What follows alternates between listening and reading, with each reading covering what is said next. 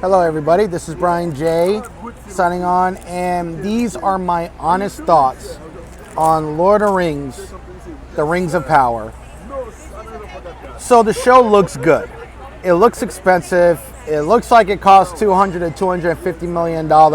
Amazon spent like $250 million acquiring the rights to do the show, and then they spent almost another $250 million to make the first season. So the total budget of this show is somewhere between $450 to $500 million in total. That's the money that Amazon spent to get the first season made, off the ground, film, post-production, everything. And it's premiering September 3rd. And these are my honest thoughts. It looks good, but it also looks terrible. Like, some of the diversity feels forced. It feels unnecessary. There were no black or Puerto Rican elves in Tolkien's works. All elves were described as having fair skin and long hair. The elf who's Puerto Rican has short hair. He basically has a fade. I don't know what brother has a barbershop in Middle Earth that could do a fade like that. But none of that is fantasy. It doesn't look like Lord of the Rings at all. And you also have white elves that have short hair too. So it's really just, it's just really stupid looking. It's not Lord of the Rings, it's not Rings of Power. Like Elrond has short hair, and the actor has the same hair, but he's supposed to have long hair. Hugo Weaving had the perfect look as Elrond, you know, in the Lord of the Rings movies. And the Lord of the Rings movies by Peter Jackson were not completely faithful to the books, but he always had the books to go back to. Meanwhile, Rings of Power, you're making up a story in the Second Age. They're adapting the appendices, you know, which is like a couple hundred pages of the Second Age. They don't have the rights to the Silmarillion or any books that are written about the Second Age that were written by Tolkien, that were edited later on by his son and other writers after Tolkien died. I think Tolkien died, I think in 1972 or 1973, and the rest of his books that were written about the Second Age or the First Age were edited by other people. He had different writings that were edited by other people. He also wrote a lot of letters too. The portrayal of Galadriel. Oh, and there's also a black female dwarf who's completely made up for the show. There are no black dwarves at all, and she doesn't have a beard. Female dwarves are supposed to have beards. And people are like, well, Tolkien wrote unreliable narrators, and elves hate dwarves too. It's like, yeah, okay, they're unreliable narrators, and elves don't like dwarves, but I mean, that elf is not the only person to describe dwarves with beards. And it's just like Tolkien wrote different races in a certain way. Elves are white, dwarves are white, and the race of men, and by men I mean also men and women, but the race of men have more diversity. There's also diverse people and cultures in the southern regions and in the eastern regions. So that's the thing, the show could have had diversity that made sense, but they chose not to make sense, and they're getting a lot of backlash because it doesn't look like it's faithful to Tolkien. And then they cast actors that are saying they're activists. I got one of these actresses saying that she's an activist like from Iran. I'm like, yeah, you're definitely successful in Iran, yeah.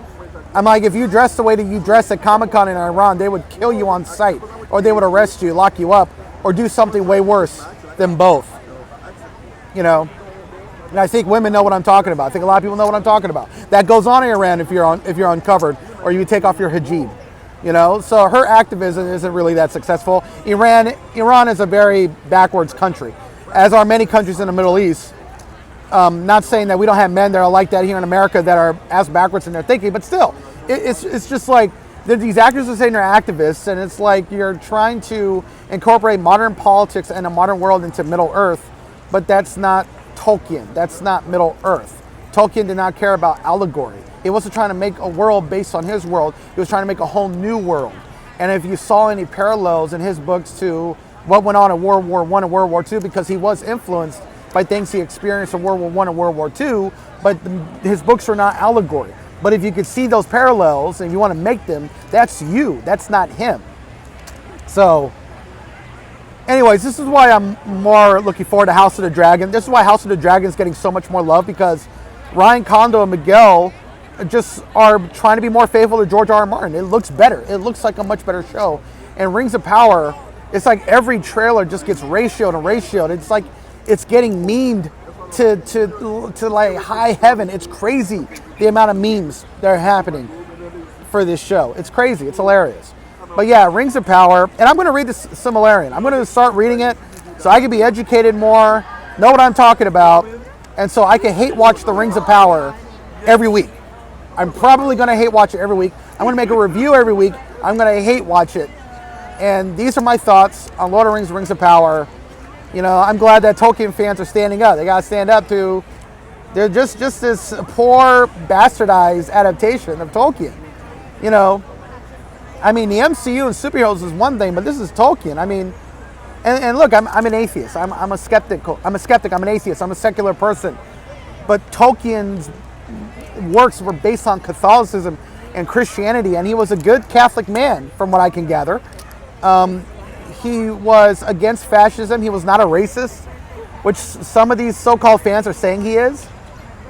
He was a good guy, and he incorporates so much of his Catholic upbringing and Catholic beliefs in Christianity into the Lord of the Rings, and his prose is some of the most beautiful prose I've ever read in my life.